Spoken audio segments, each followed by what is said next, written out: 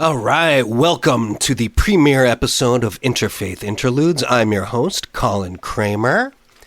So this podcast's origin story kind of started with me teaching at an Orthodox Jewish boys' high school in Los Angeles. Now, you might already know about my fascination for mysticism, Kabbalah, and Jewish wisdom in general, but having grown up in a secular household, I'd never really seen it put into practice, let alone on a large scale. And boy, oh boy, did I learn a lot, especially in regard to how wrong some of the stereotypes turned out to be. Let's start with a popular meme that says something like, "Blah, a religious person reads one book and they think they know everything." Anyone who believes that has obviously never been around an Orthodox Jew. You should see what massive libraries and reverence for academia these folks have. Also the humility. And it's certainly not just one book. You have the Tanakh, the Talmud and Gemara, the Mishnah and the Midrash, the Zohar and the Sefer Yetzirah. There are commentaries on all of those, and even more modern commentaries on those commentaries, because the learning never ends. And that's part of why the Torah is known as the tree of life. You can hang on to some of her branches and grow along as well, expanding our minds a little more each day. Because we're here to learn, right? Now, some might hear about all these books and be like, that's too many rules. But, people complain about legislation being passed every year, thinking that, why are there more laws? Shouldn't we have less laws in a modern society? But then you find out that a lot of that legislation is just things like keeping libraries funded and open. Or think about software. If it's really old, it doesn't work so well. You need updates. You need plugins. Consider how incomplete the Constitution was before the Bill of Rights. Jefferson wouldn't even sign off on it without the First Amendment. And people forget that there's actually 5 parts to the First Amendment. SPRAP is how I remember it: speech, press, religion, assembly, and petition. And a lot of people might not care about all that stuff, and that's fine, but we should still be grateful and give credit where it's due, because these enlightened writings helped bring about more civil rights and liberties. Anyway, a week or 2 into my tenure at the Jewish school, I got to know another one of the teachers who happened to have studied comparative religion. So I had to ask, because the weirdest thing for me there was the dress code. Not for the teachers, mind you, although I did end up wearing ties a lot more often, because it's not the best look when every single one of your students is way better dressed than you as a teacher. So I asked, hey, we've all seen those nice Catholic school uniforms, which might help those kids feel a tad more special and perhaps distinct from your run-of-the-mill public school, but it's not as if they're all dressing up like the Pope. And he pointed out that Jews actually aren't really unique in that regard after all, because Sikhs also have a uniform, you might call it. And then I found out Sikhism is sort of a bridge between Islam and Hinduism, so I keep looking into some of these intersections between different faiths. And one thing I've become more fascinated with is the nature of fasting. You might already know that Jews have several fast days throughout the year, in addition to giving up bread for the week of Passover. And balancing out your diet is important anyway. Additionally, intermittent fasting has been proven to supercharge some of your cancer-fighting cells. So it's interesting to think about how much science was already in place before modern technology was able to prove it. Catholics obviously have Lent, and that's cool too, particularly in terms of flexibility, because it may not even be food that you forgo. It could be cigarettes or caffeine, maybe just certain sweets. But how great is it to give yourself a rest from whatever it is you've been subjecting yourself to? The virtue of restraint, and not just being a mindless consumer. And that's the essence of Shabbat as well. It's a sacred time of rest and severance from the rest of the week. And it turns out Sikhs and Zoroastrians are kind of the outliers in that they're the only 2 major religions that don't practice fasting. Part of it might be to distinguish themselves from the other religions. And that's actually the same reason Jews stopped doing a lot of traditions that Christians began to co-opt, like organ music during worship services. Yeah, we were into that before it was cool. But the main reason Zoroastrians don't fast is that they consider themselves fighters and need to be ready to take on evil at any time. The world's most famous Zoroaster was probably Freddie Mercury. And did you know that his hometown actually wanted to erect a statue of him? But his parents forbade it because of the whole graven image thing. Also, the car company Mazda is named after the Zoroastrian god of harmony, intelligence, and wisdom. The full name is actually Ahura Mazda. Anyway, I've got a special guest lined up for today's episode, so I'll try not to talk your ear off too long. But another major reason for this podcast is to counter the deranged and rabid rise of anti-Semitism growing all around the globe.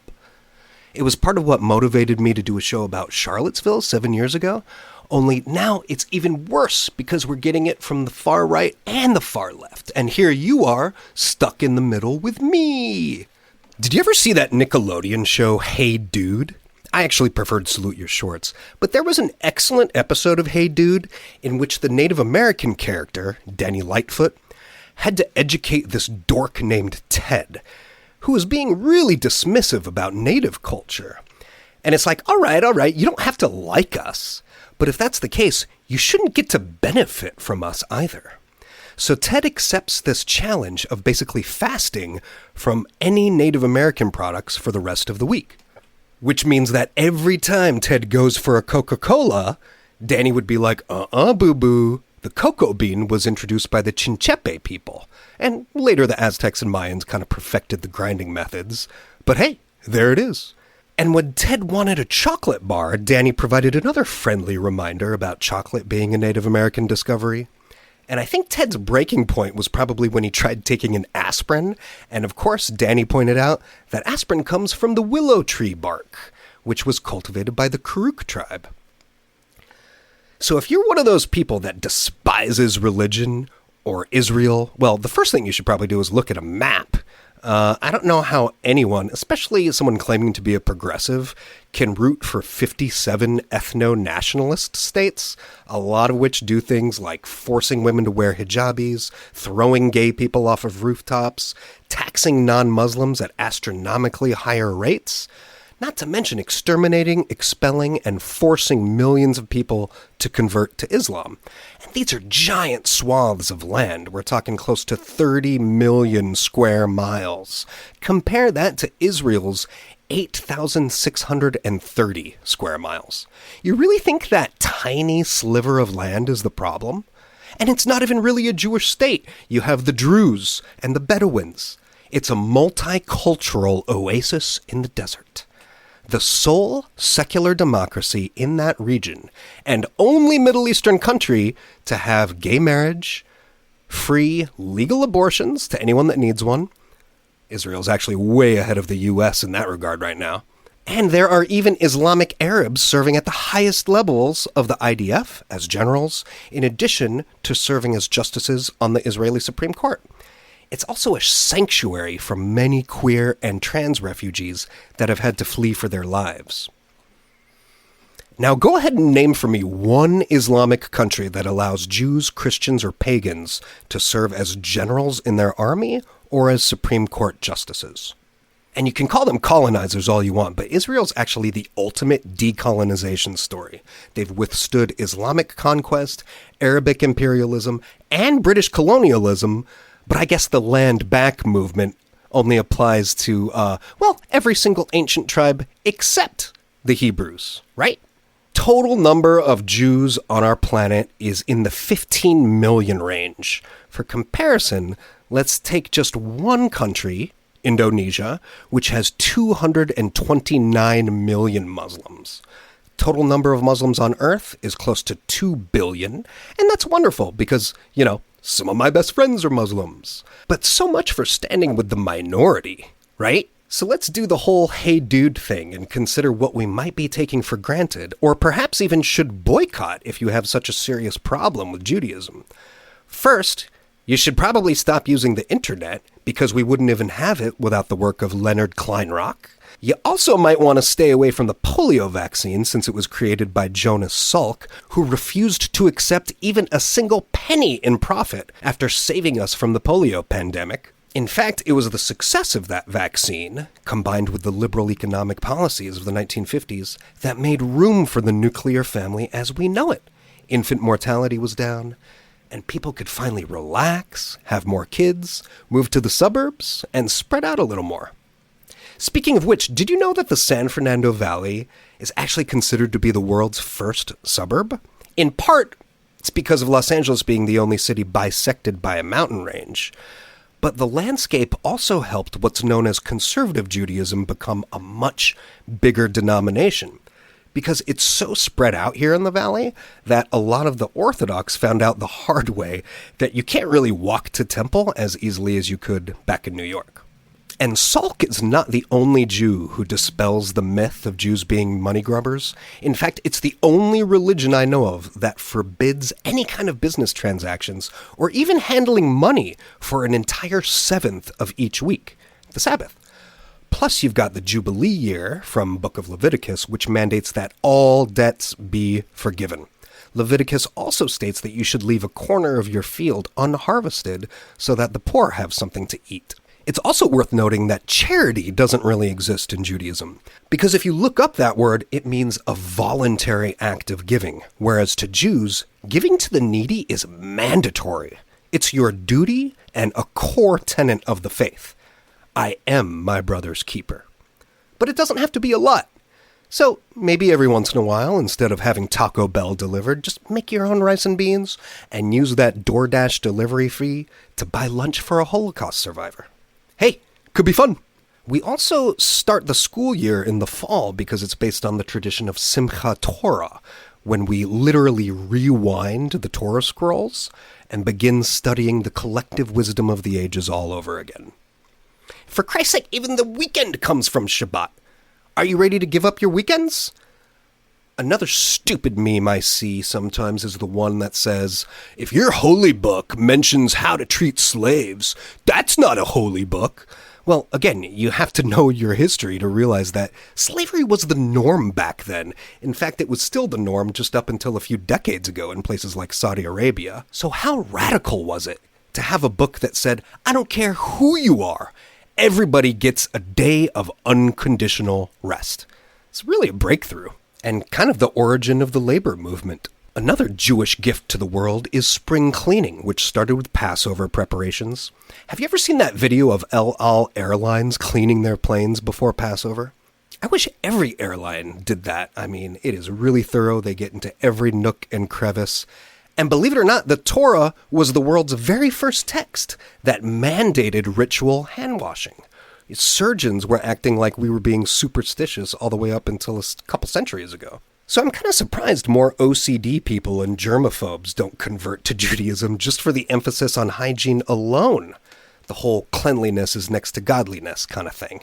But science has always been woven into the fabric of Jewish wisdom. Maimonides, who was a physician in the royal court of Spain and also a mystic, said that the only path to knowing God is through the study of science. Perhaps that has something to do with why we make up 20% of Nobel Prize winners, while only being 0.02% of the population.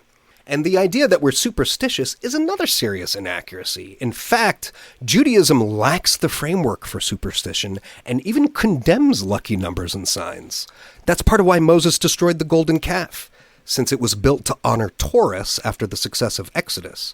And sure, it's fine to study astrology, but you really don't need to let star positions rule your life. And isn't it annoying when someone's like, oh, you're a Capricorn? I've had a lot of bad experiences with you people. It really just feels like another form of bigotry. Besides, isn't the idea that we can rise above our circumstances and proclivities the more inspiring takeaway? Next, keeping kosher was the original animal rights movement, the precursor to PETA, especially when you consider that it's not just about which animals are safe to eat, but how the animal is killed, because it's got to be done in a way that minimizes suffering. Even the Aleph Bet, which means olive tree, contrary to popular belief, the word alphabet derives not just from Greek, but from the other, even older Semitic language known as Hebrew. There are actually a lot of Hebrew words in English. I was surprised to learn how much Arabic and Chinese have made its way into our vocabulary as well. But that's part of the magic of English. It may not seem all that logical, but it's far and away the most multicultural language on Earth. Oh, and did you know that the tefillin, that black box that goes on the lower center of your forehead during certain prayers, that's also considered to be the third eye. So there's some mystical intersectionality for you. And another thing, if you're anti-Semitic and into comics, I hope you're not reading any Superman, Batman, Captain America, Spider-Man, the Hulk, Fantastic Four, the Avengers, or the X-Men, because those were all created by Jewish artists. There's no time for me to get into all the contributions by Jews in film and television, but it's pretty common knowledge that all 7 of the Hollywood studios were created by Jewish innovators. You got Columbia, Warner Brothers, Paramount, RKO, Fox, MGM, and my favorite is probably Universal, not only because it's the coolest name and I live walking distance from Universal Studios, but they did all those classic horror movies, and best of all, Carl Laemmle took Thomas Edison to court and might have been as big of an Edison rival as Nikola Tesla and Alexander Graham Bell. And the Laemmle cinemas are still around too. The one in North Hollywood has some of the best matinee prices in town, and they tend to play a lot more independent and international selections than places like AMC. No time to go into the Jewish origins of theater and vaudeville, although I will mention that Neil Simon was probably the most prolific author in American history, except maybe for Don Nigro, who's published something like 400 plays. But I did discover that the tradition of keeping a ghost light on in the theater actually derives from the kindling of an eternal light in the tabernacle. How cool is that? And what would rock and roll be without Jewish contributions? Especially punk rock. If you don't believe me, there's a wonderful book called From Shul to Cool by Jacqueline Basson, which covers a lot of klezmer's influence on modern music. Jazz typically gets most of the credit for being rock's harbinger, but klezmer goes back hundreds of years earlier and has more of that manic intensity known to characterize things like punk rock. And even before klezmer, there are ancient Jewish prayers that call for the praising of God with lyre and harp, blasts of the shofar, drums and dance, clanging cymbals, organ and flute, resonant trumpets. It sounds pretty hardcore. And I'd love to focus more on the origins of various religious hymns and songs, if I can find a musical expert maybe in a later episode. But it also kind of explains why people like Bob Dylan became evangelical Christians, because the gospel genre sort of picked up where some of those Jewish prayers left off. Gordon Gano from the Violent Femmes also seems to have really gotten into the born-again Baptist thing as a way of letting the Holy Spirit sort of encompass his music. You can't deny that they're tapping into something very powerful. So as far as Jewish rock and pop goes, this is a short list of notable figures. Obviously, Bob Dylan. I know he considered himself a born-again Christian for quite some time, but now he's gone back to just saying he's a Jewish Christian.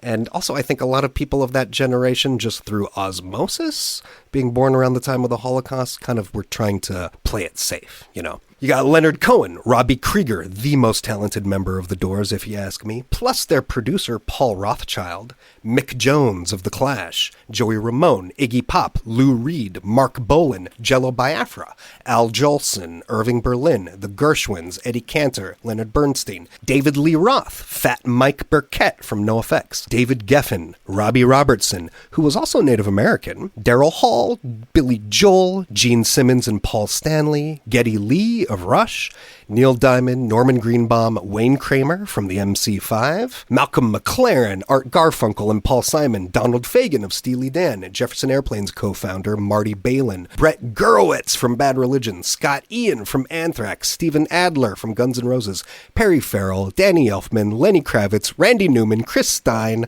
co-founder of Blondie, Pat Smear of the Germs and Nirvana, Mike Gordon and John Fishman of Phish, Peter Green, the founder of Fleetwood Mac, almost every single member of Gogo Bordello, and there have been like 30 of them, all 3 Beastie Boys. I gotta tell you real quick, one of my students randomly came up to me at that Jewish school, and he asked me if I was into the Beastie Brothers, and I had to make sure we were talking about the same thing, because, there's the Yeasty Boys, the bagel food truck floating around, and I'm like, yeah, does your dad listen to them? And he was like, no, my grandpa.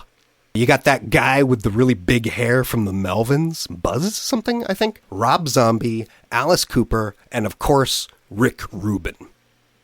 The concentric circles of the mosh pit come from the hora dance, which also often features crowd surfing, although Jews usually use a chair instead of trying to stage dive. And headbanging is almost exactly the same as shuckling, which is that sort of rhythmic swinging motion that helps you get more into whatever it is you're doing.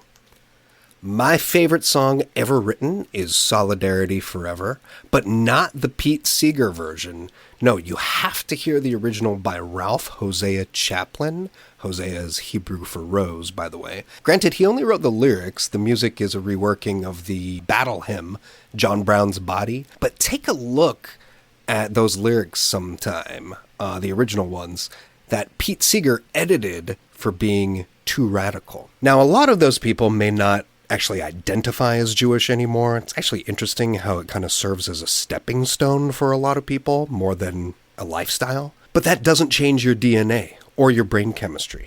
Lou Reed apparently said that he doesn't really believe in God, that rock and roll is his God, and that's fine, because the name of our God is Israel for good reason. The word literally translates as struggle. So people are expected to waver in their beliefs. Some people even hate God, and that's fine too, because the struggle is real. That's part of free will. And the word Egypt translates as trouble. There will always be times of struggle and trouble. So the next time you come across contradictions in holy books, think about how those might actually be invitations to take a closer look at the deeper meanings. It's not just a tree, but a blueprint for how to handle our journey and how to learn from it. It's not meant to shame you. In fact, not only do Jews not have a concept of hell, we don't even really have such a thing as sin. People are born good, we just sometimes miss the mark. Before I let you go, I'd like to focus on the importance of alliances. After all, no great movement succeeded in a silo. And sometimes it's members of other communities that make the best case for yours. Case in point, J.R.R. Tolkien. I implore you to read his letter to the Nazis from 1937. It's pretty brief. They were expressing interest in publishing The Hobbit. He wrote one really polite letter and one letter where he just lets them have it. And he actually gave both to his agent and said, which one should I send him? And the agent said, let him have it. And he just completely schools them on their pseudoscience. He lets them know that the word Aryan actually comes from Iran, and that, literature should not be matters for the state. In fact, they already know that the book is good, otherwise they wouldn't even be reaching out to him. So why are they, inquiring about his ancestry, which is German, by the way, and up even despite World War I, he had carried his name with pride living in England. And imagine if the Germans had won the war and what they would have done to him for this. But he also says that what you're really asking me, I think, is whether or not I'm Jewish. And no, unfortunately, I can't find any trace of that gifted and glorious people in my ancestry. So what an ally. And he was doing that around the same time. A lot of Jewish movie producers were still capitulating to Hitler, changing scenes, changing the endings. And Helen Keller was calling out the Nazis for banning books as early as 1933. She said, "Do not imagine your barbarities to the Jews are unknown. God sleepeth not, and he will visit his judgment upon you." Cesar Chavez wrote the greatest defense of Israel I've ever encountered, where he was calling on all trade union members to support our brothers and sisters in Israel because Jews are the world's most oppressed minority. And Dion Fortune, who was a Christian, actually made the greatest case for the dawn of monotheism that I've ever encountered. Again, you got to put yourself in that period of history when idol worshippers were battling each other. And, for someone to come along and say, you know what, it's all one God, there's no need to fight, that really was a breakthrough. So It's people like them I want to honor. We have to build alliances because only by joining hands and marching together can we escape the wilderness. Maybe it's even time for a third great awakening.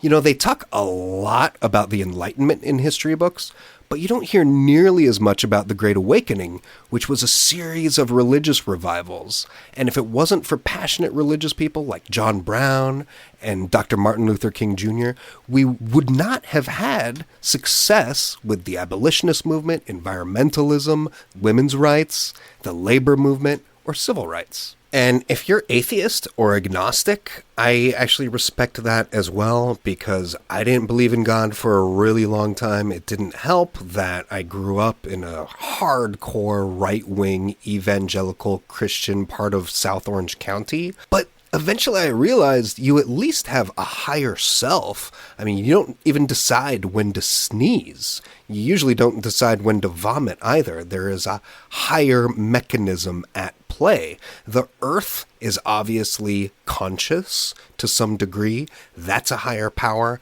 and so is the universe. But I want to leave you with this Lakota quote before I turn it over to our guest, Will Keenan.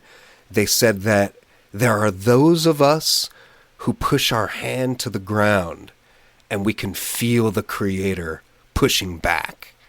And there are those who put their hand on the ground and feel nothing.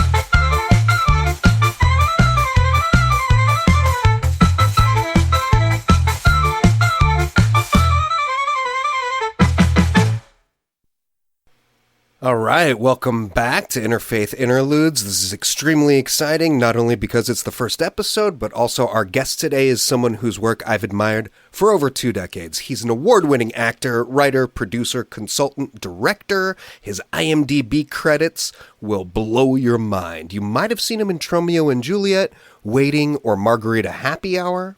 He's also the chief revenue officer at Koi, a talent-focused startup. He's one of the few American producers to work extensively in Bollywood. He's a professional stuntman. He spent 7 years in an ashram. He does Sunday sermons, and this is one of my all-time favorite factoids. He's the founder of St. Babs, making him the first person in known history to have founded and named a church to honor the legacy of his mother. Mr. Will Keenan, welcome to the show. Yeah, I got to tell you, since I guess now many years ago, since I became more behind the scenes than on camera, I actually pay much less attention to the IMDb's of the world. And I mean, there's this thing, especially, even in business as an executive now, self-branding, you have to put yourself out there a certain way. But I now do things for others, what I used to essentially do for myself, get myself as lead of, some movie or get the press and, update the IMDb and so forth. But that was great. Everything I do now that I'm a father for the first time, I'm always thinking in terms of when I'm gone, will Owen like this, my daughter? I'm like, oh yeah, she'll like that. Excellent. Well, I first encountered your work pretty randomly, just flipping through cable stations one night. And one of the most bizarre, inventive, and hilarious things came on. It's an unforgettable film called Terror Firmer. You had the lead role, a character with many twists, and you were one of the producers. I should also mention that anyone who hasn't seen it should at least check out the continuity scene, which is on YouTube, last I checked. It's very unique, very meta, and it's only about half a minute long. But what I didn't realize when I first saw it was that it's directed by Lloyd Kaufman, who was not only one of the cinematographers of the original Rocky movie, but he was kind of to Generation X what Roger Corman might have been to the baby boomers. Absolutely, yeah. Yeah, it was like he was an expert in filmmaking technique, but chose to forego commercial productions in order to do more edgy, underground cult films, basically. A lot of people might know him from The Toxic Avenger or Tromeo and Juliet, where you played Tromeo. So how did you first connect with Lloyd Kaufman? Well, it's so I went to New York University, right? And from South Jersey, I had an option. I did really well in high school, and I had an option to either go to the Air Force Academy. That's where that was going to be my future. And then, ever since I was a little kid, I was always acting, I call it. And it was like, it's my last chance to even decide if it's something I would want to do. And I said, all right, if I get into the top school at the time, NYU undergrad drama, and they give me a pile of money to go, then I'll at least consider it as an option. So wouldn't you know, that exactly happened. They gave me early decision. They gave me all this money. And then, my whole high school and all the guidance counselors, they were so mad because I would have been the first to graduate and then go to the Air Force Academy. And it was amazing. Like, I'm from kind of, although born in Philly and, hung out there a lot growing up. I'm from South Jersey, more kind of, suburban.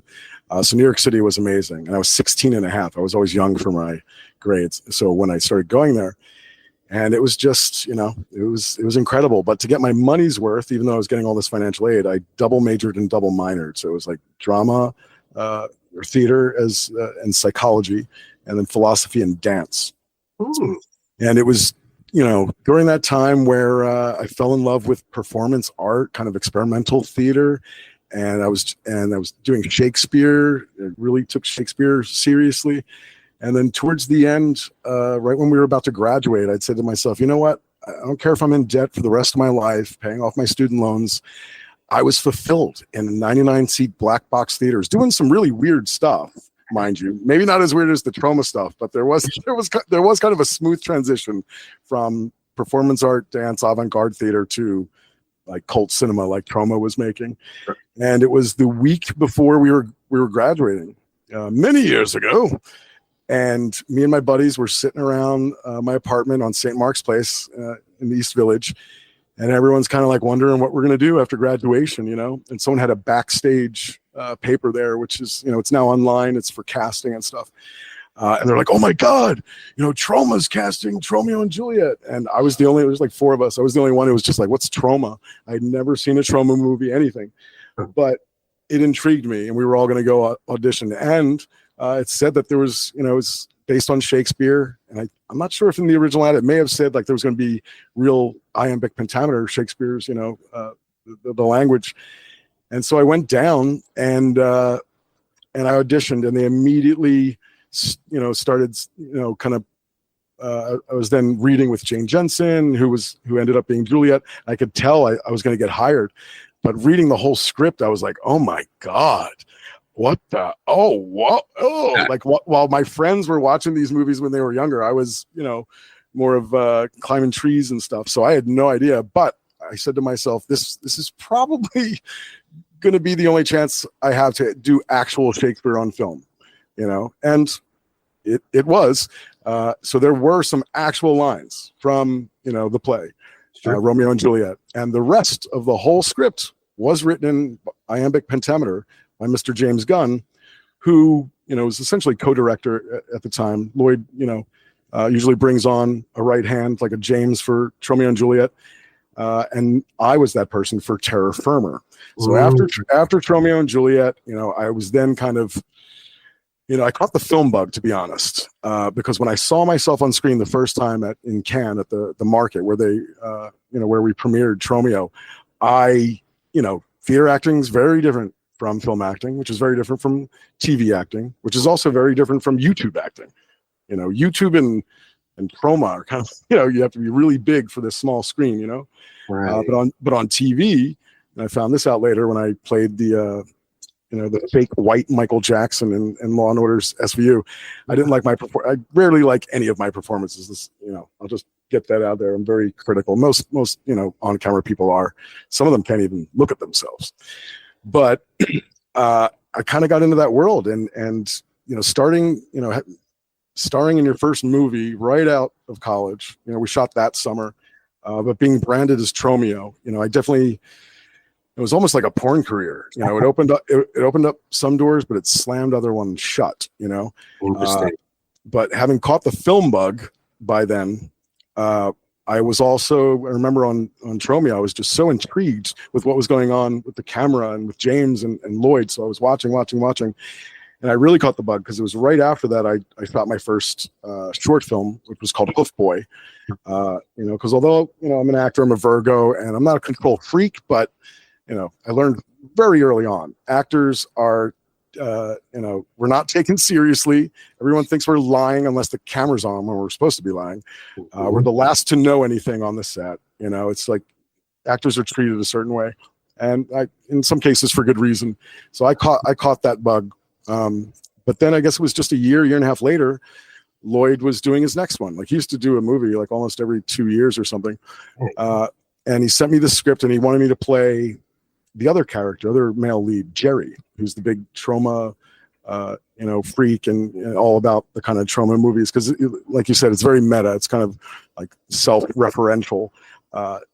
Everyone used to always ask us, "What's it like working on a Troma movie?" I was like, "It's like going to war." It's like, So that movie, Terror Firmer, is pretty true to form of what it's like being on a Troma movie. But the accompanying documentary, Farts of Darkness, that really, it's all behind the scenes footage, hours and hours and hours. And you see how, that's why most people never go back for a second Troma movie.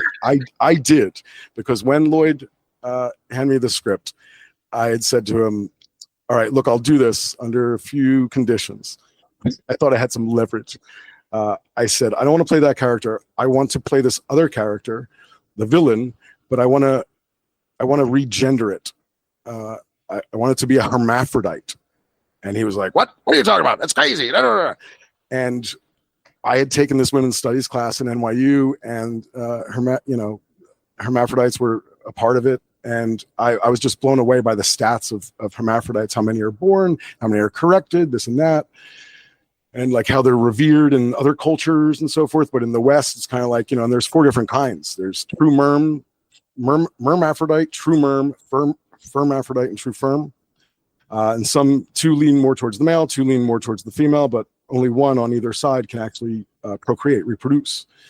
So no matter which one you lean towards in the Western world, if if a hermaphrodite is born, and I think it's still to this day that the parents are then saying, hey, do you want it to be a boy or a girl?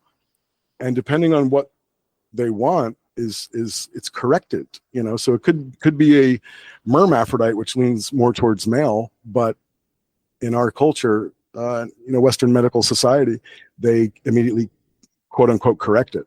They did a study many years ago of 10,000 hermaphrodites in France, and which were not corrected. They don't do that in Europe, and they loved their life because they were fluid. They could kind of, and to me, it's like filling the void. If we didn't correct hermaphrodites in the Western world, would we have a lot of the things that are happening today with people, very, very kind of concerned about gender fluidity and so forth, and about what's natural. Like in Native American culture, the First Nations here, they revere it. It's like a gift from the Great Spirit, because here's someone you can do both the hunting and the gathering.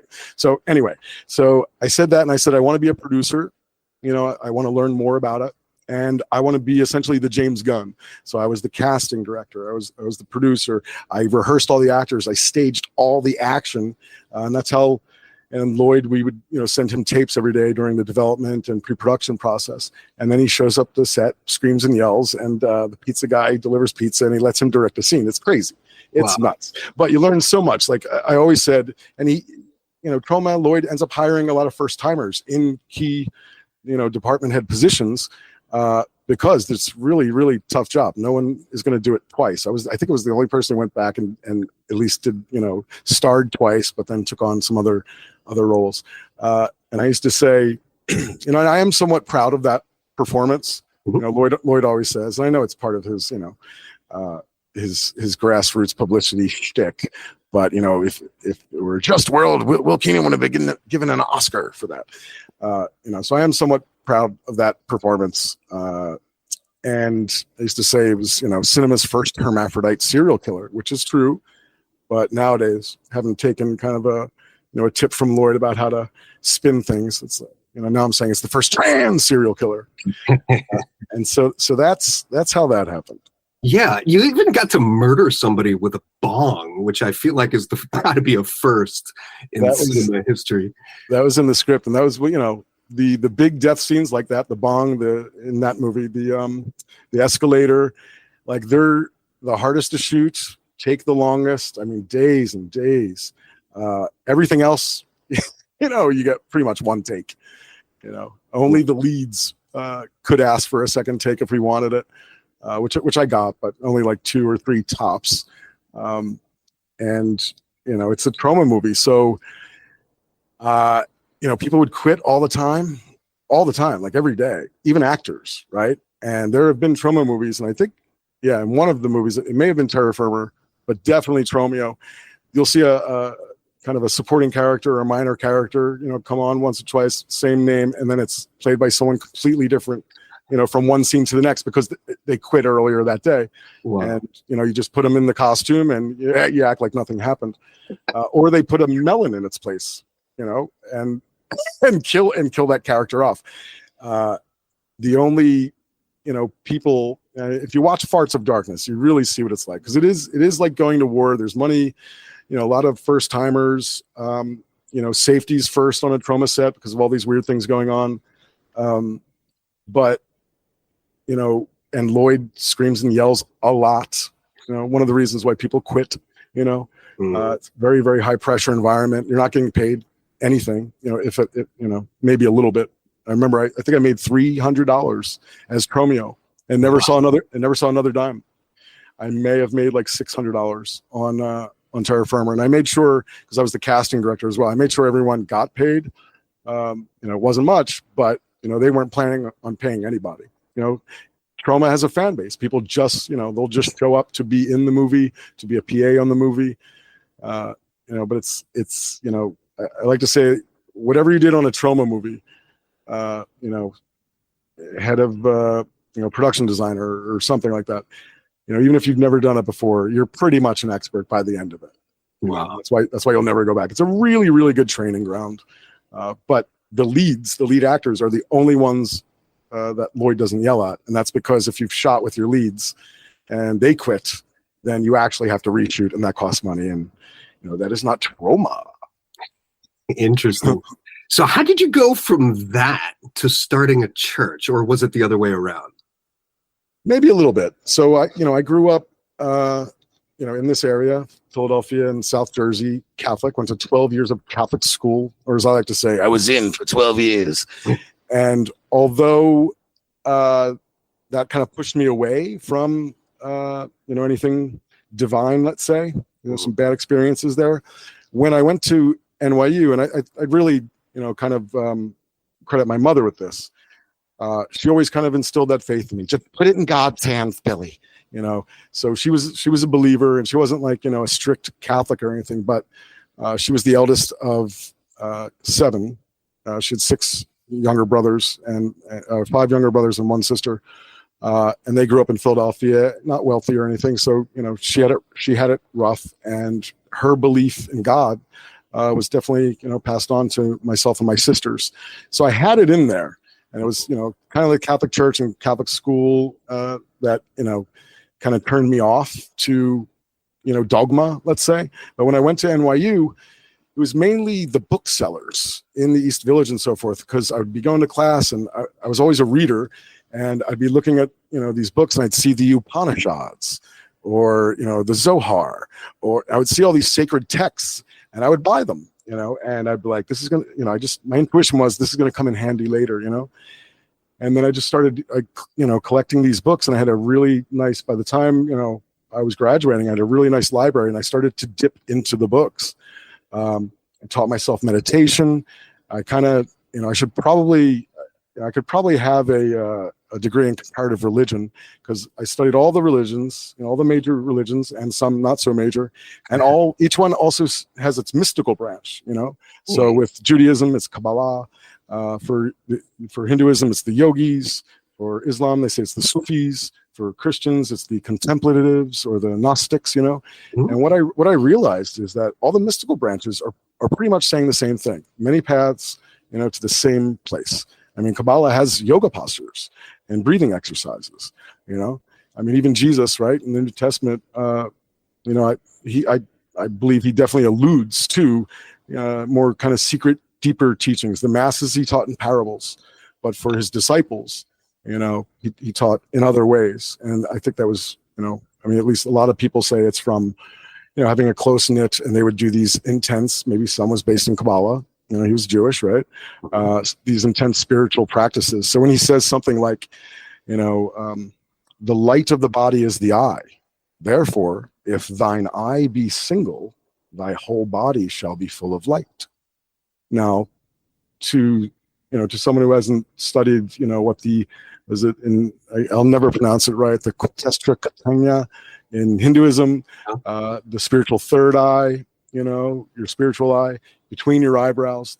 Some people I respect and have done a lot of this kind of, academic research say that all the pictures you see of Christian saints looking up into the heavens, no, they're actually looking up into their own third eye. Because if you concentrate there enough, and at least relax or go through some breathing techniques, or even a mantra, that it raises your consciousness, you start to feel at peace. That still small voice, that you probably heard when you were little, but then kind of culture beat it out of you. I like to say that it's like the voice that told me to get to my mother and the church. When I was in LA, and I'd been an executive for a while, did really, really well, but I was burnt out, and I wanted to take a 6-month true sabbatical. And I truly just wanted to stand on my head, for about 6 months, and pay someone to deliver me, vegetables and fruits and some grains and stuff. And I got, because of my career, and I've gotten to travel the world with movies and so forth, I had all these great offers to do it in India, to do it in Greece, to do it in Italy. And I was really excited about it. And I had this still, after a meditation, I had this still small voice tell me, if you do that, when you come back, your mom will no longer be in her body. And I knew my mother had been sick. She was a career nurse, OBGYN, a baby nurse at Cooper Hospital in Camden, New Jersey. And, nurses and doctors, they hear you sniffling in the other room, they'll break the door down just to try to heal you. But with themselves, don't worry about me, nothing. They never do anything for themselves. So I knew she was sick. Certain cancers run in my family. And she would come out to visit, at least twice a year in LA, and I would come back for major holidays. And as an executive, I was going to New York on business a lot, and I would always go down and see her and my family, my sisters. And it just became obvious that she was, getting sicker and sicker, but none of us could get anything out of her, the truth out of her, and so forth and so on. So I called it I had this intuition, this wise voice, it's your, once you, especially through meditation, I used to meditate all day long with certain techniques, and, the experiences, I still can't put them into words. Like I could, but it still doesn't do it justice, and then that piece that comes along, and then this voice, this intuition, it's your own voice, it's my own voice, but it's just much wiser and more calm and more, just genuine than how I'm speaking right now. Yeah. The higher self. Exactly. So I called my mom right after that, and I said, Mom, do you mind if I take my 6-month sabbatical in my old room in your condo? And she was like, yeah, okay, Billy. Yeah. I'd lived there, I'd left when I was 16 years old. And, I came back to do that, and I realized she was much worse off because I hadn't seen her in a while. All of a sudden, she's not accepting the plane tickets, twice a year to LA. And she tells me it's because she's afraid of flying now. So it was anything to deflect us worrying about her, even lying, right? I was like, Mom, what do you mean you're afraid of flying? You've done it like hundreds of times. And then I still didn't know that she was kind of just, making excuses. But then I was doing some research, and it was right around the same time. And she even there was a plane, I don't know if it was French or German. It just kind of smashed into a mountain or something. And she was kind of using that. So I did some research, and you found out, if a plane falls from the sky, there comes a point long before you hit the ground, because of the air, oxygen, or whatever, you pass out. So essentially you're asleep if you die in a plane crash. I told her that. And she said, fine, she would. But I ended up coming back before that. And what I came back to was, I thought I would have it, I thought I'd do my sabbatical, stand on my head in my room when I was a teenager, and take care of my sick mother for 6 months. I thought I had 6 months. I had 6 days before she passed. My sisters who live in the area say she waited for you to come home. Wow. So it was a shock, and it was kind of a shock how she went. So cancer had been building up in her body for like 9 years. And she was like kind of fooling everybody. My sisters, who lived only a few miles from her, she wasn't answering the door, not answering calls. When I got there was a certain kind of smell, in the place.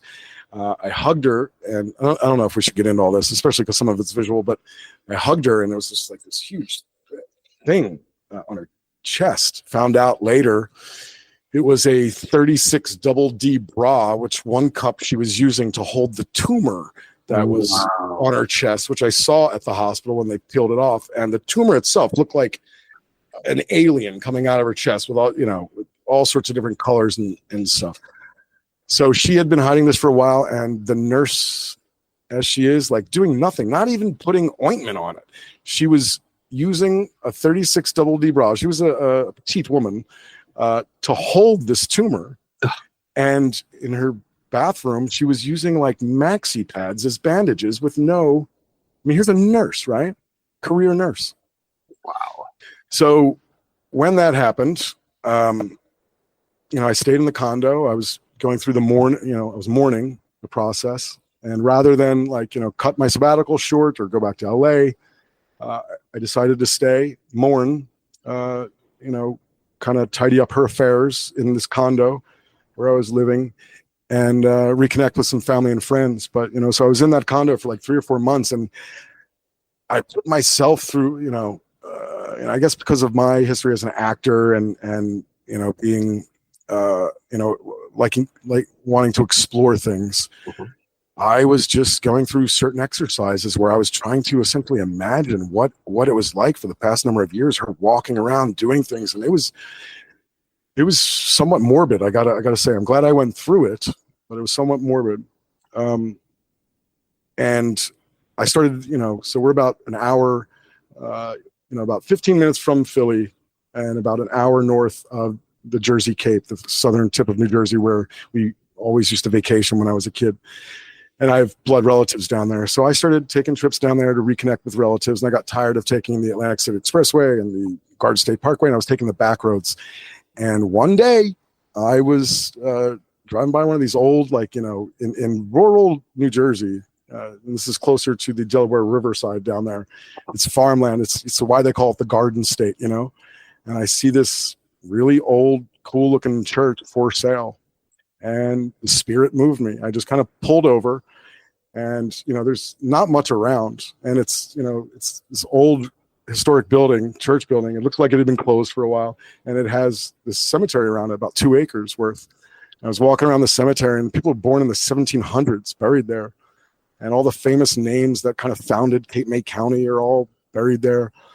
And I said to myself, I looked at the for sale sign, and I said, all right, I'm going to call. If the real estate agent either picks up or they call me back in like 5 minutes, then, we'll see what happens.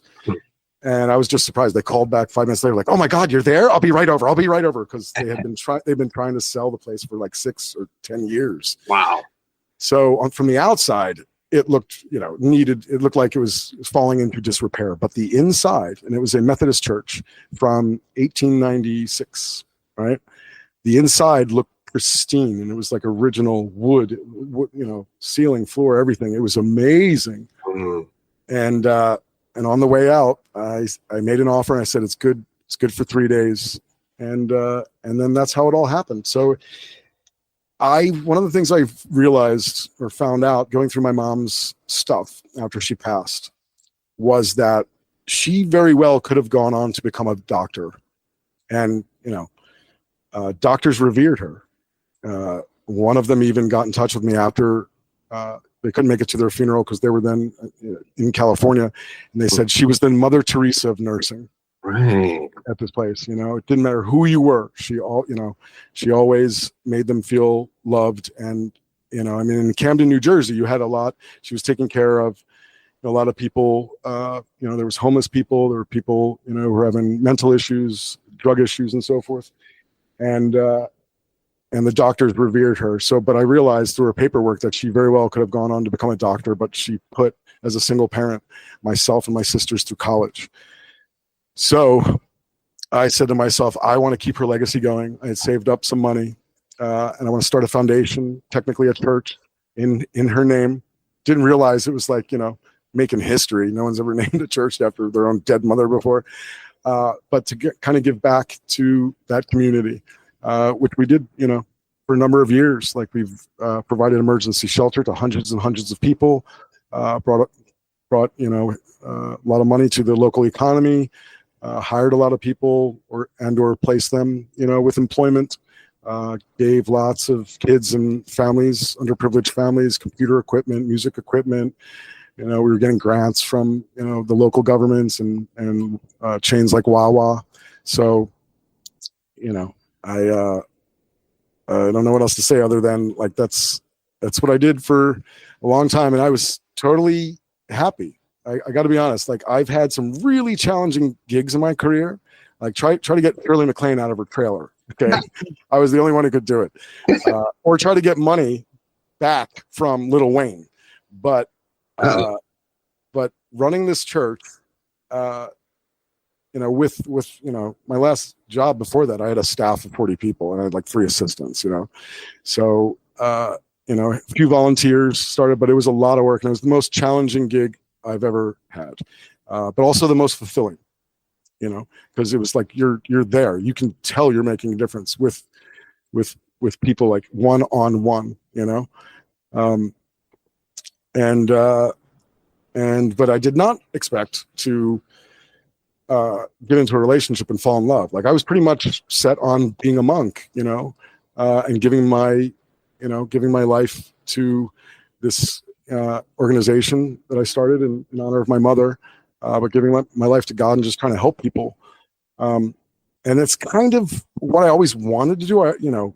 After my first year in professional entertainment industry, you know, Romeo, and then seeing what the industry was really like, quickly I realized what was going on, and I'd be crazy to say that I didn't want my work to get to a larger audience, but here I was becoming king of the bees, you know, and doing work that I was really unsure of. I would go to these conventions and stuff, and these young people all tatted up and, you know, piercings, nothing wrong with that, but, you know, track marks on their arms, and coming up to me like, your movie Romeo changed my life. And, you know, because I do believe such images, such extreme images, especially on a developing brain, has an effect. I mean, I cut out, you know, TV, and I didn't see films for many years, and I was making them mainly because, you know, I used to use the excuse that I wanted all my stuff to be original. I didn't want to take anything from anywhere. But when I would, you know, I'd see a movie or some kind of TV or some kind of content for the first time in like 8 months, and then those images would stick with me. I mean, I'd be having dreams or nightmares about them, so forth. So I was really, really under like, you know, this battle in myself. I was like, I really didn't approve of the work I was doing. I thought it was actually doing bad in the world, you know. And it was a monk at the ashram I lived at, and we'll get to that, who I talked to, and is a self-realization fellowship. Paramahansa Yogananda. He's considered father of yoga in the West. He wrote Autobiography of a Yogi. Right. You know, George Harrison, you know, devoted all the proceeds from My Sweet Lord, the reissue of My Sweet Lord, to that organization. Really good stuff. And me having read so much and felt like I should have a comparative degree in religion, and like I was building my own kind of toolbox, you know. But what I found after coming across Yogananda was that, you know, you can build your own toolbox, but, you know, it's like trying to cross a river with 1 foot in 2 different boats. You know, you're going to fall in the middle. So he was the only saint, you know, or spiritual figure, and I've read he has a canon of stuff, not as much as Buddha, but a lot of what is attributed to Buddha is not, right? This is all Yogananda's, and I read everything, and I could not disagree with one thing. And it's a science of spirituality. So there are these techniques that you do, and either they work or they don't, and they really, really worked for me. So did you want to talk about your time in the ashram? Yeah. So after Terra Firma, I did fall in love, and then 9/11 happened, and I watched it from my roof in Williamsburg.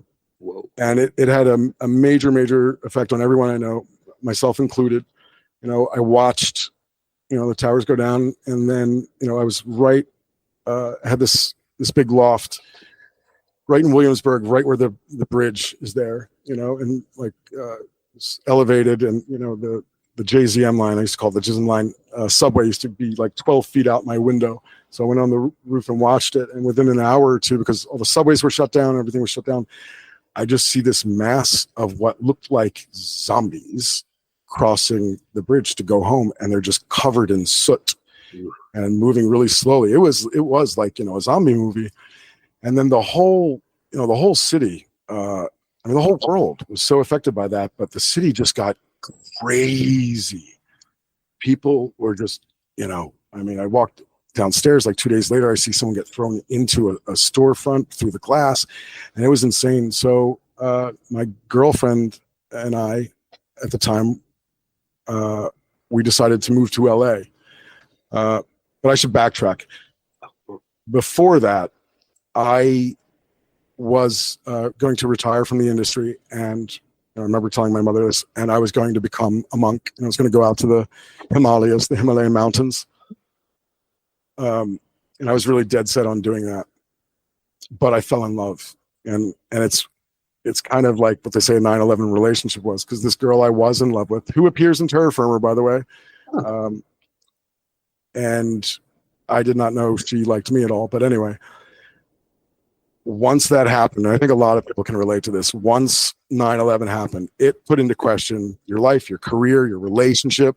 You know, people broke up because their life's too short. You know, they broke up. If they were unhappy in a relationship, people got together.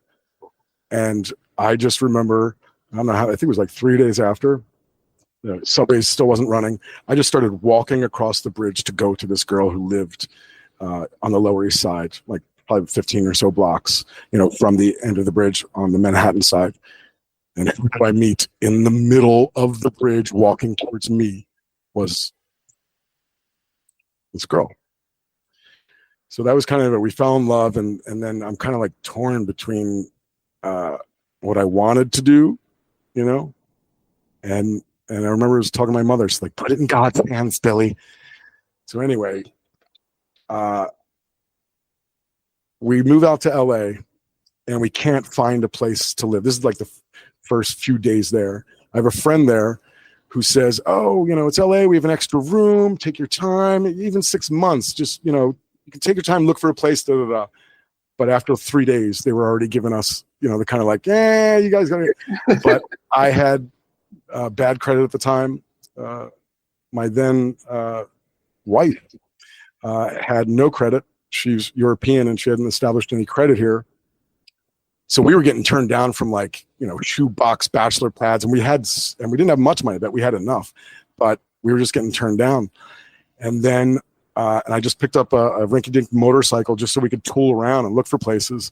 And I just remember driving down Sunset Ave on the east side, you know, East Hollywood area, and I see this great golden lotus leaf, and I'm like, I know that. What is that?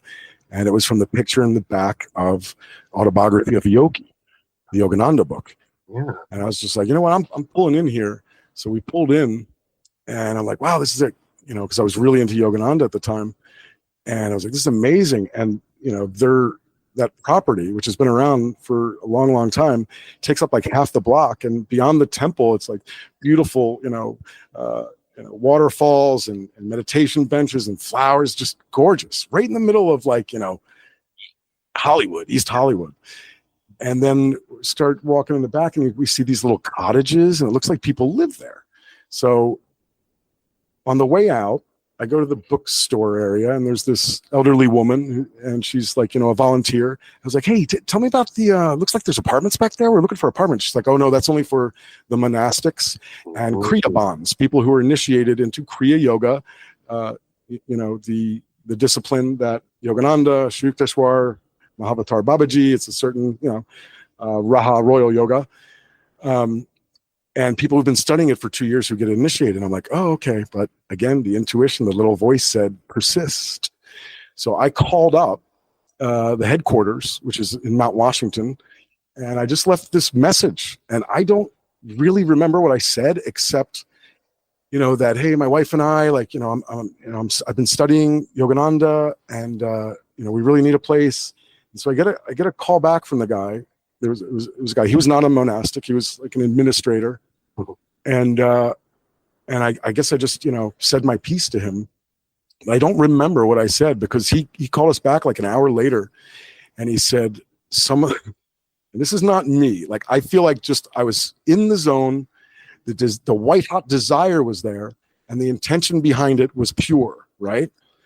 But he said, this is a quote. He said, some of the words you said were like Divine Mother speaking herself.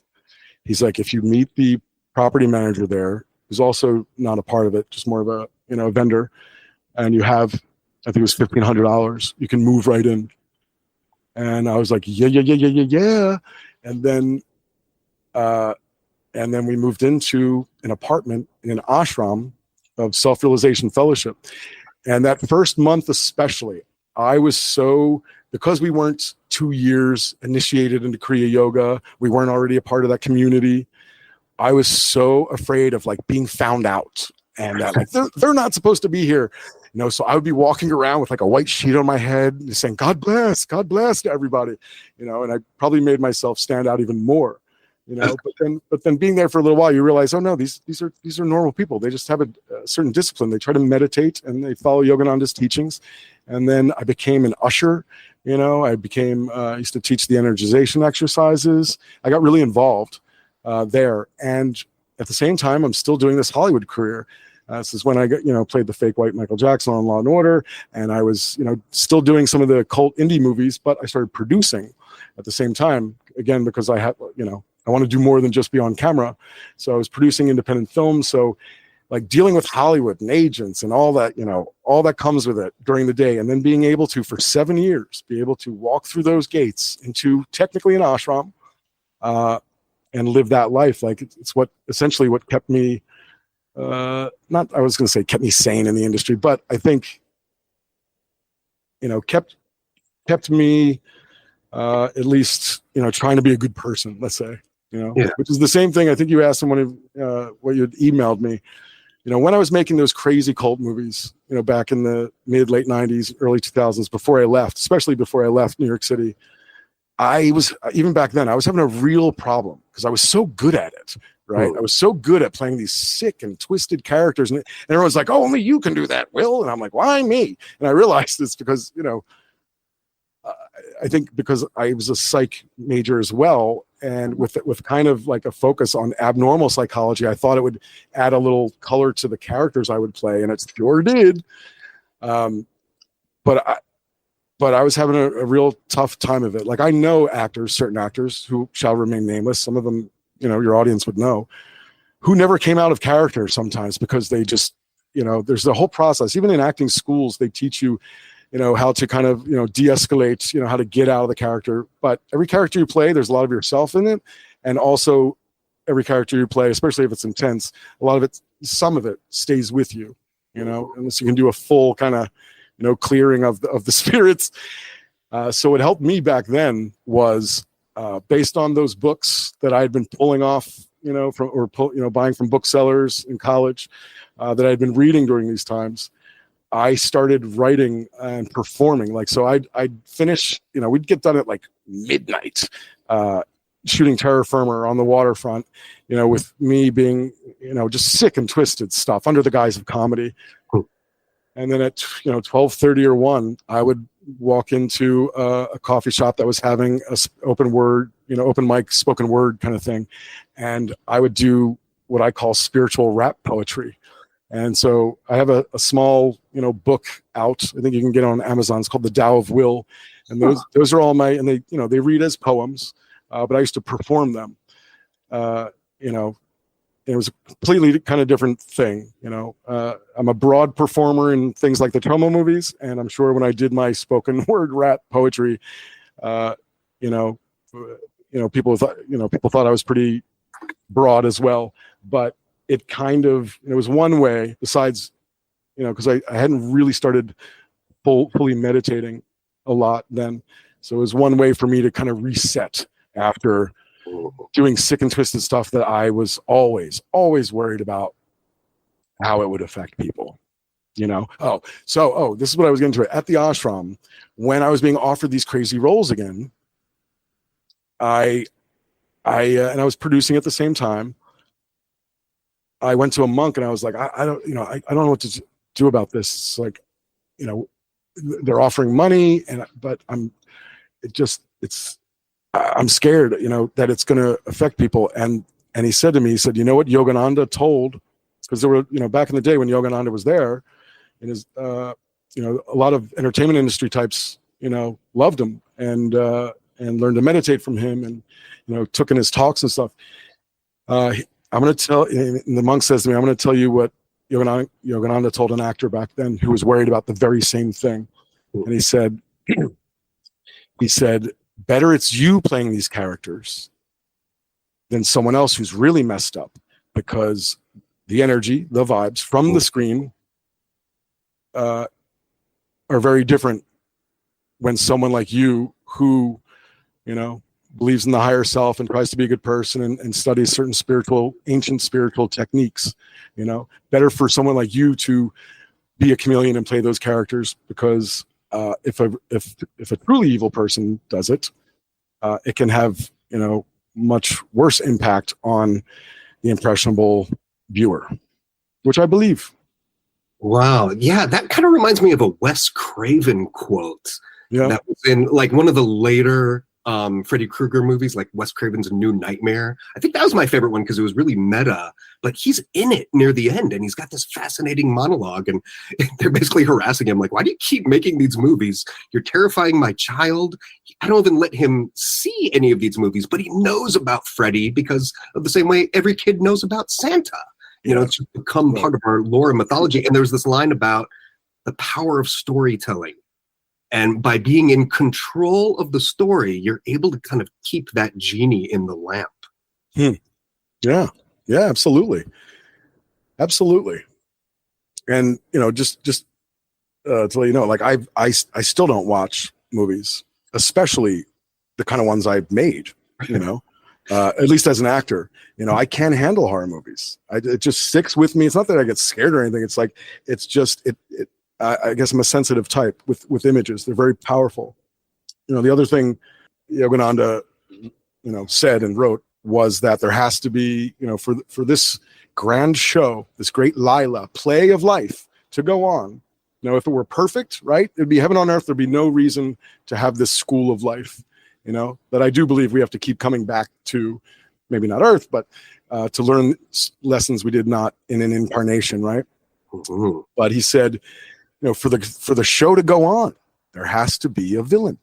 Mm-hmm. And, you know, each generation or each era has its own set of villains. Like, you know, we can right now, and a lot of people will, and sometimes I'll join them to, you know, point out certain figures that are alive right now saying they are freaking evil and they should be stopped. Why isn't anyone stopping them? Why are they only, you know, only going after the good people, blah, blah, blah. But it's just the new version. And the show has to keep going on, and there has to be a villain, but it has to keep, it's the greatest show on earth, right? It has to be more interesting than the last version, right?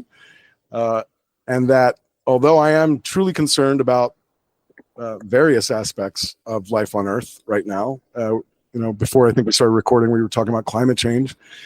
You know, you still can look, and Yogananda said this too, you know, because whatever you're, you know, he didn't say this, but whatever you're looking for, if you believe the world is evil, and you know, you go out there and you're like, I bet you I'm going to meet some evil mofo today, you absolutely will. But if what you're thinking about is like, no, there's beauty in life, and beauty in every aspect, even in, you know, some things you wouldn't normally think is beautiful. It depends on what you think about, you bring about, right? So you'll see beauty in life. But even in a, you know, statistician's way, you can look, and I think there was a politician who actually used this the other day, and I was like, wow. And it's that at any point in history, there is less killing going on. There is less human trafficking going on. There is less of all the, you know, the ails throughout recorded human history. And there's even more people now, population, right? Yogananda had said, like, you know, back in the day, I think it was like 8 million population in LA, surround LA. And yes, you know, and the news sensationalizes the murder that happened or da-da-da-da. But he says, I'm like, well, isn't it great that there's 8 million and they're not all killing each other? You know, it's only this 0.0000000 whatever percent or something. And so it depends on how you look at things, you know. I mean, a lot of people want to, and I do too. And I tried, you know, and I continue to try because you have to, you know, to try to fix the ills of the world. But, you know, and again, not to keep going back to Yogananda, but I do consider him, you know, I'm a chela. Like a guru, you know, as I do, you know, Jesus, you know, in the lineage. There's only, you know, so many people, I think, throughout recorded human history that we know of that did what Jesus did what Buddha did what Yogananda did. And you know, don't tell me you don't believe in God until you go out into the desert for 40 days and 40 nights and pray your heart out for an answer. You will get an answer, right? So until someone goes through the stuff, it's not an analytical thing. You can't just, it's beyond human comprehension. And this is part of why I started this show. I want to push back against a lot of these things like, oh, well, why doesn't God just do it? Or, you know, why didn't these prayers get answered? But it's like, you know, it's about the free human will condition. Yeah, that too. God leaves space I mean, what fun would that be if it was just, some obsessive puppet master? It's like, no, it's about our journey. Jacob's ladder, you got to climb all 12 steps. You also, I had to look this up real quick. You're talking about how you sort of need the bad guy. You need the drama to continue. Did you ever get into Robert Anton Wilson? Oh, God, yeah. Okay, here's one of my favorites from him. I met him when I was making a movie called Operation OMC, which was, right. So I co-wrote, co-directed, and starred in that. And it took us a year to shoot. We averaged 1 weekend a month, and the reason I got a tattoo of the logo was because we were in the middle of filming. I was actually filming the movie. I started in Waiting in Philadelphia, and I got that tattoo to make sure I would finish OMC.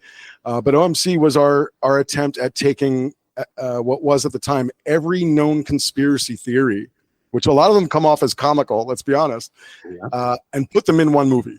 So this whole movie, I call it an action stunt comedy. Like, I think in every scene, there's definitely references to, or the scene's built around conspiracy theories that we would read in the disinfo books and so forth. And again, this is all pre-internet, right? Right. And then pretty much every scene, there's a stunt in it, where I'm just showing off. I get hit by cars, I jump off buildings. But it took us a year to shoot, and we'd be going to Sundance, myself and Gotti Harrell, a co-director, and friend of mine, we'd be going to Sundance for another movie we were involved with, but we'd be, getting into Masonic halls and stuff, like, in Arkansas on the way there, and some footage of that ended up into the movie. So we went to, I think it was called DisinfoCon at the time, in New York, at one of the old hotels, on the west side, like almost, it was a COVID brain, mid city. It was like 34th Street. It's a famous old hotel, and we're in there, and we don't have the money to get in, but we definitely wanted, like, I was always kind of recording people without them knowing it, and we were just going to kind of crash, right? And here I am trying to talk us into, and it's really packed, and I think it was like, $140 at the time. We're talking like 1998 or something to get in. And it's just not working. My charm's not working. And then all of a sudden, gentleman who's very, very well known in New York, Anthony Hayden Guest. So writer, New Yorker, and it's just like from a very famous, like, I don't know, I mean, check out his Wikipedia. He's Christopher Guest's brother, but he's more of like this intellectual writer type. And he comes like waltzing through all alone. And I had known him through Trauma, because he appeared in the Trauma movie, and like we killed him for a quick cameo, and he appeared in OMC, and we had shot him like a few months before, and I was like, hey, Anthony. And he's like, oh, hello, Will. And I'm like, oh, and we just became part of his entourage and got in. And in the back, the green room, and there's, Genesis PR Ridge, and there's all these, Grant Morrison. Yeah, underground, like all these, people. And I was just, I didn't know who a lot of the people were. And the vibe was really weird. I'm going to tell you right now, the vibe was weird. And this is coming from Romeo, you know what I mean? So in the green room, we're sitting there, and I'm like, that's Robert Anton Wilson. That's him right there. And supposedly this was like right before he died. He was 80 or something. So he's sitting on a couch, and you can tell it's him. It looks to be him. And the guy, Metzger, I think his name is Metzger, Richard Metzger, yeah. Okay, so we had known one another through someone we had never met. So I meet Metzger there, and I'm like, is that Robert Anton Wilson? He's like, yeah. And he introduces us. So I get to sit at his feet, actually next to him on the couch for a good hour. I think he had already done his talk. I had missed that. So we recorded it, the talk, and I got to ask him a lot of questions. And he admitted to me that right then and there, sitting there, he was high on LSD. Yeah. Wow. Yeah. I had kind of the reverse. I had Richard Metzger come to a show. I was doing the door at one of the Unitarian Universalist churches, actually in Koreatown here in LA. And that church wound up being on my radar as well, because they were one of a few different congregations that actually sued the NSA when it came out that they were monitoring, basically surveilling. And there's a lot of history of going after, especially more left-leaning churches. But they were like, hey, yeah, if people are feeling intimidated just from like coming to church, that's violating the First Amendment, because you've got the right to assembly and the right to religion. But Richard Metzger showed up, and I think one of his friends that he came with, they didn't have a ticket. But I knew that it was Chelsea Wolfe was the performer. And I knew that a lot of people, because I had the clickers, I was working the door. I knew a lot of people had already left for the night because they were there for the opening act. So I talked to the box office manager. I'm like, hey, I know these guys. I knew Richard Metzger actually, because I think we went to the same cannabis dispensary for a while. And so it was like the dispensary co-owner and his guest, and then Metzger and his friend. And they were just like, hey, two of us actually have tickets, but two of us still need them. And I'm like, yeah, that's fine. I'll get you in. And then all of a sudden, one of the friends who I had never met before, she came up to me. She's like, John Cusack is right around the corner. He really wants to come in tonight, but he doesn't have a ticket either. Do you think you could do for us? Or do for him what you just did for us? And, I'm so used to name dropping in LA. So I just figured like, oh yeah, I guess Mickey Mouse is going to be here too. No problem. Yeah, I'll see what I can do. I didn't actually say that, but I was just like, yeah, no problem. Send him over. And sure enough, just a couple minutes later, this towering, I'm 5'11", but still, this guy was towering over me. Right. Hear that Chicago drawl. He's got all black. He's got a black baseball cap and a hoodie over the cap, total low profile. But he's just like, hey, I'm looking for Colin. I was like, hey, come on in. But here's the Wilson quote. Bob said that when the rose and the cross are united, the alchemical marriage is complete and the drama ends. Then we wake from history and enter eternity. Very nice. Depending on we got a definition of rose and cross. Yeah, and keep the play going. So, of course, we're always going to have a new bad guy or something. But yeah, and that's the other thing. Like, they say, it brings it up to go back to something we said, but also I think kind of tracks what you're saying here. For the same reason that they have gargoyles in old temples to quote unquote scare away the unworthy, right? People get offended by that. It's like, well, who's unworthy? Well, if you're going to be scared by that, and you're not just thinking about, communing with, your higher self, spirit, God, whatever you want to call it, then you're not ready, because, the true, whether it's universal laws, which reincarnation may be one, and so forth. If these, secrets are in the wrong hands, they can be used for ill. Well, it's there to sort of deter people, because it can be overwhelming. You don't want that magic falling in the wrong hands. Yeah. There was a Simpsons where they were visiting. Sorry. Go ahead. Well, I want to hear your Simpsons thing, but it was definitely a later one. They were on like a European vacation, and it was one of those old Gothic, cathedrals, and Homer's looking at all these frightening gargoyles, and he's like, wow, this is back when religion still knew how to scare the hell out of people. Yeah, totally. Yeah. So that's the same thing with conspiracy theories, or like, look at QAnon now, the deep state, right? And I think, Hollywood and the entertainment industry has a lot to do with this, because all these movies about like, the nefarious CIA agents and all that stuff. So like, really, it was ripe. It kind of made people ripe for not believing in our institutions and thinking that all the politicians are killing babies and, for their adrenochrome, like all that kind of crap. But, when you are, Yogananda said this too, when you are somewhat desirous to know God, he sends you books and teachers. Mm-hmm. When you are very desirous of God, it's like the only thing, you know what I mean? Like if you make it your only thing, then he'll send you a true guru. Now, a true guru teacher is someone who is enlightened, who can, either through transference or put you through, the exercises. Someone like Jesus, say what you will, but there's a missing 18 years, and it's still projects still going on. I work, one of my main projects that I was a development producer on was about the missing years of Jesus' life from age 3 through, 3 through 33. Right. No, I'm sorry. Was it? Yeah. 8 through 33. See, that's how long it's been. And I hired these these scholars, there are these texts, that people have seen and transcribed in Tibet about this young Jewish man who takes the old Silk Road, just like Daniel did before him. That's why there's a Jewish tribe in Kashmir, and he took the old Silk Road to go learn with the Bodhis, and then he enlightened himself through the techniques, the Buddhist meditation techniques, and just like every hero's journey goes back to his people to bring the boons, and they kill him for it.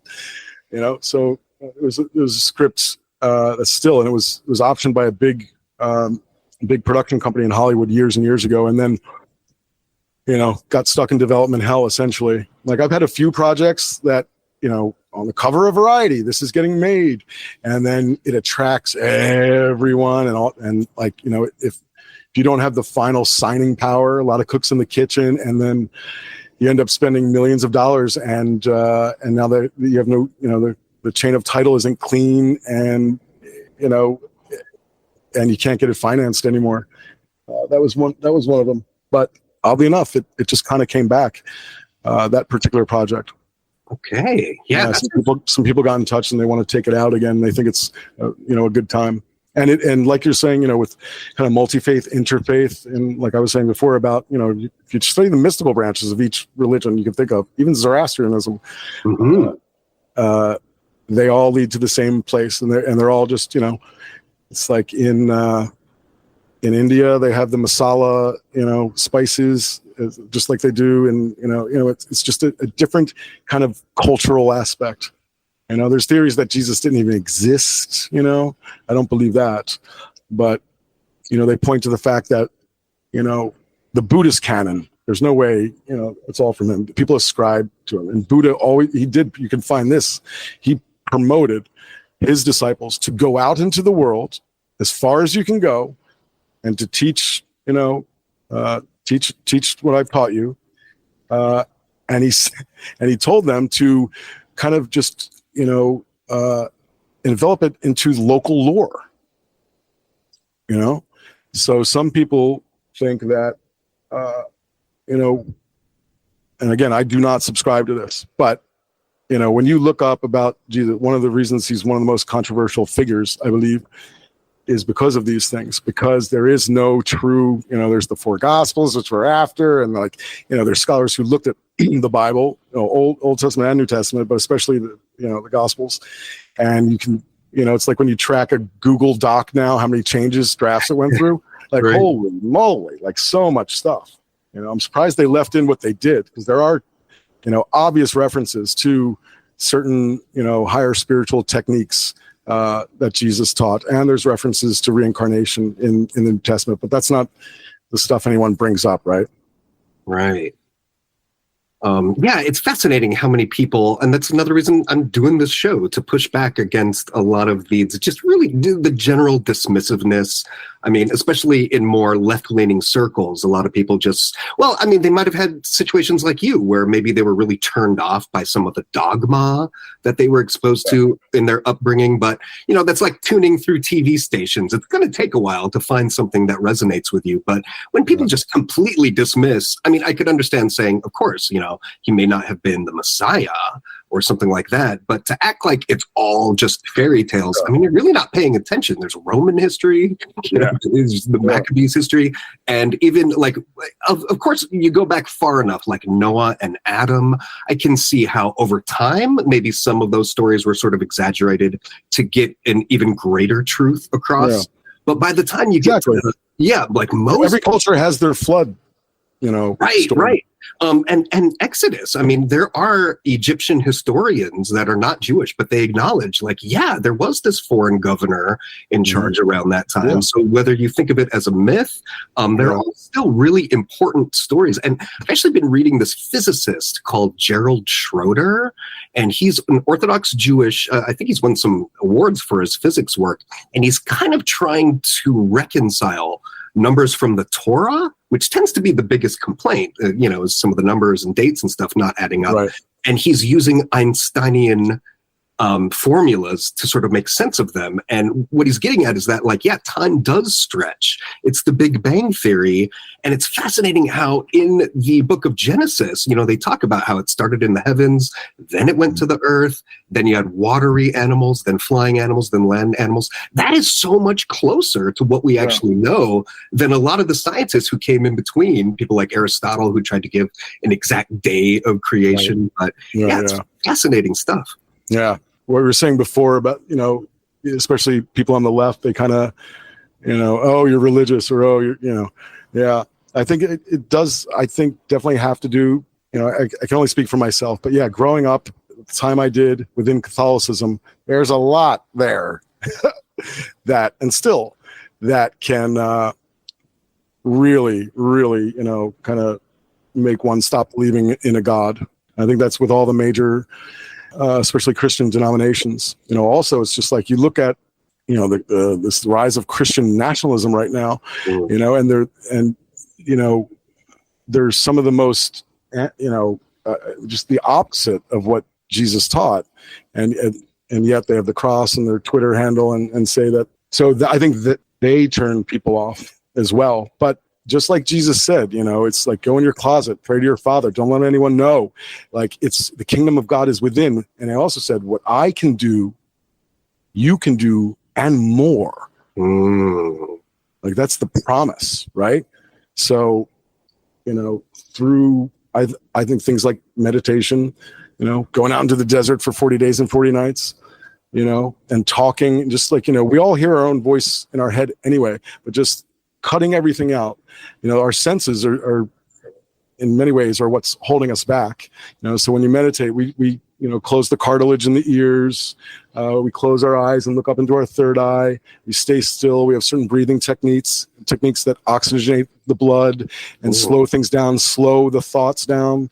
But and plenty of people try it and they just can't do it. Like, they give up, right? Because especially in our culture, we've been conditioned, like we were talking about with the movies and stuff. If you're watching YouTube all day, if you're listening to something all day, I can sometimes, if I try to clear my head, and I'm back in the industry now, so I'm having to deal with it again, but I can go into a store and I hear like, oh God, that 80s song, and then it's stuck in my head, right? So how do you kind of clear those things out in meditation? But I have friends who like tried it, and being alone with their own thoughts scare them. And in fact, this is somewhat of a new I think study or that came out. It was like, I think it was Americans. It was a sample pool or whatever you call it. And was it people would rather be, these are adults, I think American adults would rather be electrically shocked than be left alone with their own thoughts. Wow. Right? So that tells you right there. So to me, that's the Maya. That's the devil, right? The devil is like something taking you away from God. Could be just your favorite show, But whenever it is you sit down to pray, to sit down to connect with your inner being, which is your higher self, which is the God within you, right? But there's all this stuff when you sit down to do it. There's like, oh, I got to worry about the bills. So did someone just text me, or like whatever it is, or just images from, the horror movie from the other night. It's all kind of, keeping us back from realizing it. So then it's easy to then say it doesn't exist, or you're afraid if it exists. And you know what? If it does, and that's the way to get there, and I can't even be left alone with my own thoughts for a few minutes, and I'd rather be, electrically shocked, then it's not going to be this incarnation. You're going to have to come back and figure it out. Well, that kind of reminds me of a quote of yours. What did you say are the 3 things that God gave us that can make us feel better no matter what? Breathing, laughing, and crying, and each one, this is kind of, I'm sure someone else has said it. It's not something I read. It's not, but it was something obvious, because there's these adages. It's like, take a deep breath before you, go out, before you go out on the stage of the school play. There's an old adage about laughter being the balm or something, healing. Laughter is healing, So as a kind of a physical performer who, we were doing, before I knew it was yoga, we were doing like physical exercises when I was 17 at NYU in our movement class, So there are these things that just became obvious to me that, like, And I'll add a fourth thing, but that's, but anytime things are really, really, really, really bad, oftentimes we'll keep it in. We don't remember when we were little, just take a deep breath. You'll be all right. But, deep rhythmic breathing techniques. Scientifically, it oxygenates the blood. It slows things down. So it makes things more clear so that you see a way out of a situation if that's what's, on your mind. So breathing at any point, like you're nervous about something, you take a breath, you just, like hook me up to the instruments. They have the scientific instruments now that'll tell you exactly what's going on. And it's good. It's like the same thing where, you see you see two people across the street hugging, and actually endorphins get released in your own brain. It's infectious. Yeah. And it's there, it's within us, and we're just putting all these other things on it. I know for sure, and this is like, as a straight man, like, sometimes it was mainly, I guess, somewhat my mother, but going through all the schmacting training I went through to get in touch with my feelings, so I'm somewhat, I guess that raised my emotional intelligence, but I force myself. I feel like crying, if something's really like, I've had some things going on, especially over the, these pandemic years and my daughter being born, where, really, really challenging times. And I let myself cry. I let myself cry it out. And immediately one feels better. And this is just law, And then finally, laughter, Laughter is something that, like, it doesn't matter how, it could be the most horrible situation, and there's a few we could point to, that people would say going on right now, right? But for each individual person, forcing oneself or allowing oneself to not find the humor in something like that, but to essentially open up your heart enough to God to be like, listen, motherfucker, how dare you? Jeez, like, you have an argument or something, and you'll find yourself at one point, something's gonna tickle your funny bone, and that too immediately. And I've asked, other people have read that quote to me and like, oh my God, yeah, I'll put it up against, some institution's funding of a study. Like, I dare anyone to find, and it's a scientific thing, because you can tell what's going on with your body when you're doing those things. You can tell what's going on with your body when you're depressed, the brain scans and so forth. It's like what they say, that study that was done with the Dalai Lamas. They took 30 monks who had been meditating for over 10 years, right? This is right when, a few years after they came out with the latest of the brain scan things, they put them on there and they could see what's going on. 30 monks, all of which have been meditating for over 10 years. And you know what they found out? On average, that there, I think it was 70% more gray matter in their brain than the person who does not meditate. Now, we can't even conceive of what that feels like, what it could be like to have that much more gray matter in your brain. But these monks, so it's, I think, same thing. Every sacred text has some version of everything we've been talking about. It's like in the Western Bible, it's passeth all understanding. Like, you can't, human language is not enough. Even the intellect is not enough. And I think one of the things that, because there have been plenty of charlatans, people who, Yogananda used to say, change yourself first, and then thousands will be changed just by you changing yourself first. Some people get a little bit of this stuff and they're like, oh my God, we got to take it. They become proselytizing people who haven't totally realized it themselves. And it can be very dangerous to themselves and others. So that's one of the reasons why people are like, oh, another charlatan, we don't know who to believe, all that kind of stuff, because it is a personal kind of experience. And if you find a religion, even if it's like kind of a sect or a certain, saints words and books, like I found with Yogananda or Jesus, if you just practice Jesus's teachings, and I think just practicing them, the kind of the interior, or what do they say, exoterior, and then the Occidental and then the esoteric. So the esoteric stuff will just kind of grow within you, you know, so that when he said the light of the body is the eye, therefore if I, like all these things can start to, like, true wisdom starts to come about. But I can say that to someone who, if I try to turn someone on to that, then, you know, I'm doing more harm than good, because they're not going to react to it in the way I would want them to. And therein lies one of my mistakes. I'm trying to show someone, you know, what it is to be godlike or whatever, you know. And I believe that too. People also, you know, we've seen so many people fall from grace, you know. And in fact, every day I don't know why it's in my Twitter feed, but every day there's 2 pastors in America who are being locked up for horrible, horrible crimes, sex crimes, and so forth. So there's so many hypocrites. So people are turned off by it. But it's not that anyone becomes God. It's that we all, you know, we have this free will. So we either deny our true nature, you know, or accept it. You know, do you want the giver of life or the gifts? Right? Thank you so much for blessing us with your presence. And yeah, keep up all of the amazing work. This is really fascinating. All right. Stay in touch. Okay, definitely. You too. God bless. Peace. Bye.